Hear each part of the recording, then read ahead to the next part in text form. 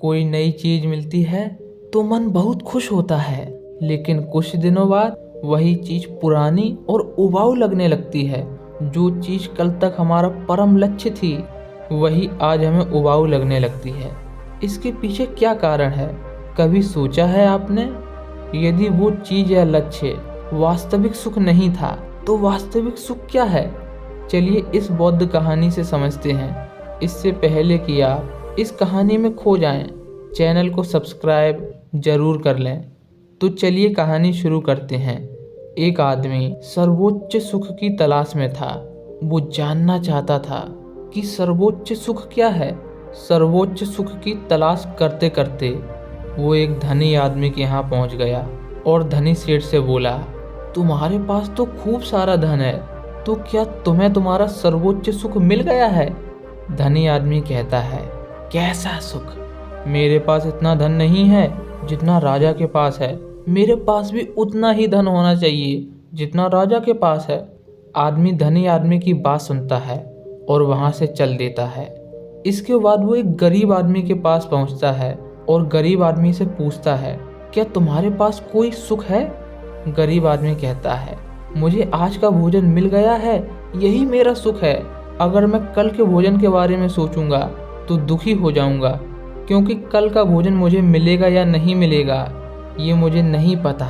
आदमी गरीब आदमी से अपना जवाब सुनता है और वहां से चला जाता है। इसके बाद वो एक ऐसे आदमी के पास जाता है जिसके पास खाने के लिए बहुत कुछ होता है और उस आदमी से कहता है, तुम्हारे पास तो खाने के लिए बहुत कुछ है, तो तुम्हारे पास तो सर्वोच्च सुख होगा ही। वो आदमी कहता है, कैसा सुख? आज के भोजन में मेरी पत्नी ने नमक ज़्यादा डाल दिया है, मैं इसे नहीं खा सकता हूँ। इसे फेंककर मैं दूसरा भोजन बनवा रहा हूँ जैसा मैं हमेशा खाता हूँ। वही स्वादिष्ट भोजन मुझे चाहिए। आज मैं बड़ा दुखी हूँ। आदमी उस आदमी की व्यथा सुनता है और वहाँ से निकल जाता है।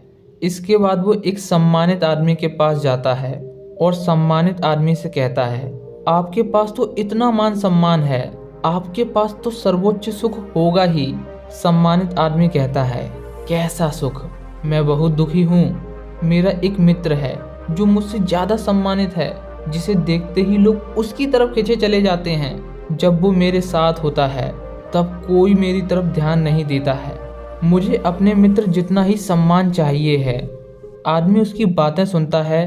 तब वो सोचता है, इन सब सुखों से ऊपर का सुख काम वासना का सुख है। जिस आदमी के पास भरपूर काम वासना होगी उसे तो सर्वोच्च सुख प्राप्त हो ही गया होगा। यही सोचकर वो वहां से निकल जाता है और एक ऐसे आदमी के पास पहुंचता है जो काम वासना के चरम पर होता है। आदमी उस आदमी से पूछता है, तुम्हारे पास तो भरपूर काम वासना है, क्या तुम्हें इससे सर्वोच्च सुख की प्राप्ति हुई है? तब वो आदमी कहता है, कैसी प्राप्ति? अभी तो मैंने शुरुआत ही की है। मुझे रोज नई स्त्री चाहिए है, मुझे कुछ नया चाहिए है। अब तो जीवन भी व्यर्थ सा लगने लगा है। मेरे मित्र मुझसे कहते हैं मुझे नगर जाना चाहिए, वहीं मेरी काम वासना की पूर्ति होगी, लेकिन मेरे पास नगर जाने के लिए धन नहीं है। मुझे पहले धन कमाना पड़ेगा। आदमी वहां से चला जाता है। रास्ते में विचार करने लगता है, मुझे कहीं भी सर्वोच्च सुख नहीं मिला। तब वो तय करता है कि अब वो गौतम बुद्ध के पास जाएगा। वो बुद्ध के संग जाने वाले मार्ग पर चलने लगता है। कुछ समय बाद वो बुद्ध के आश्रम पहुंचता है। बुद्ध के पास जाता है, उन्हें प्रणाम करता है और कहता है, हे तथागत, मैं बहुत दूर से आया हूँ। मैंने सुना है कि आप सभी की समस्या का समाधान कर देते हैं। क्या आप मेरी समस्या का भी समाधान कर देंगे? तथागत ने कहा, कहो, क्या जानना चाहते हो? आदमी कहता है, तथागत, मैं पूरी दुनिया के भ्रमण पर गया था ये जानने के लिए कि सर्वोच्च सुख क्या है। एक ऐसा सुख जिसे पाने के बाद मनुष्य किसी दूसरे सुख की चाहत ना रखे, आदमी परिपूर्ण हो जाए। एक ऐसा सुख जिसकी कामना हर कोई करता हो। ऐसा सुख जो कोई नहीं चाहता कि उसके जीवन से जाए। परंतु मुझे अभी तक ऐसा कोई सुख नहीं मिला है जो सर्वोच्च सुख हो, जिसे पाने के बाद मनुष्य ये कहे कि मुझे अब कोई सुख नहीं चाहिए, यही मेरा सर्वोच्च सुख है। अब तो मुझे ऐसा लगने लगा है कि ऐसा कोई सुख नहीं होता है। हे तथागत, क्या सर्वोच्च सुख होता है? बुद्ध ने कहा, तुमने संसार का भ्रमण करके क्या जाना? आदमी ने कहा, हे बुद्ध, यहाँ पर सबका सुख अलग अलग है, किसी का भी सुख एक समान नहीं है।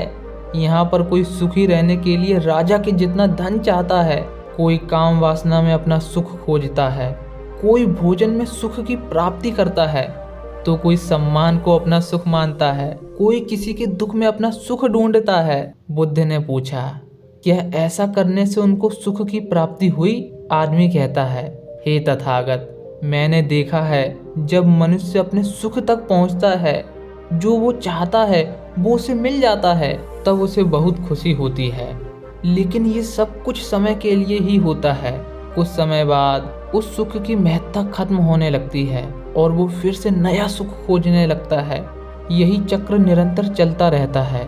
इस प्रकार सुख को पाने के लिए मनुष्य हमेशा दुखी रहता है।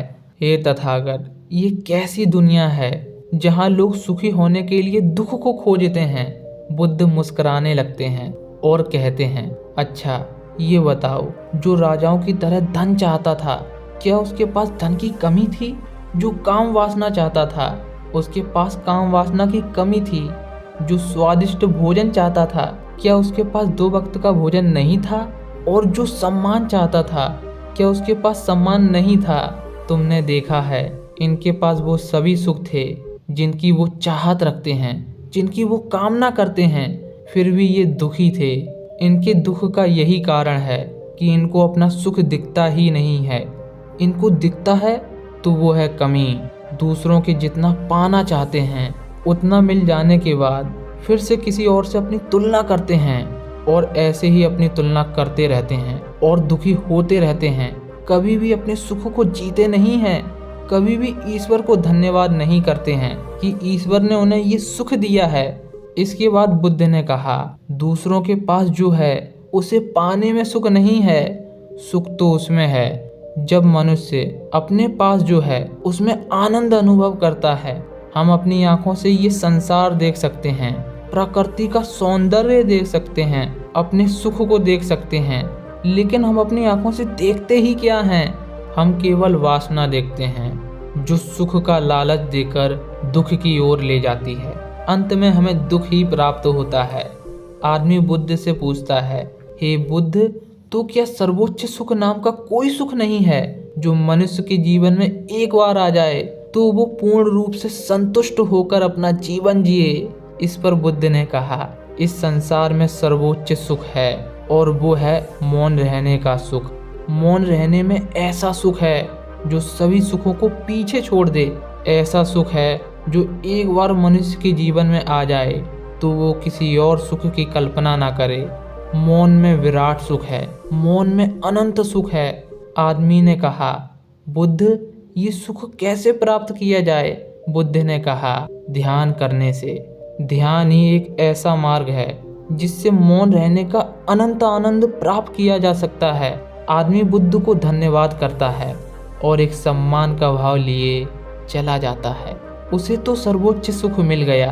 प्रश्न था, जब कोई चीज मिलती है तब मनुष्य बहुत खुश होता है, लेकिन धीरे धीरे समय के साथ वही चीज उबाऊ और पुरानी लगने लगती है। उसे देखकर मनुष्य को कोई खुशी नहीं होती है।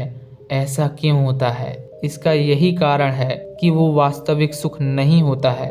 वो एक लघु समय का सुख है जो कम समय तक ही हमें सुख प्रदान करता है। वो अनंत समय तक नहीं चलता है। तो वास्तविक सुख क्या है? वास्तविक सुख मौन रहने का सुख है। क्या आपको भी कभी वास्तविक सुख की अनुभूति हुई है? कमेंट करके हमें जरूर बताएं।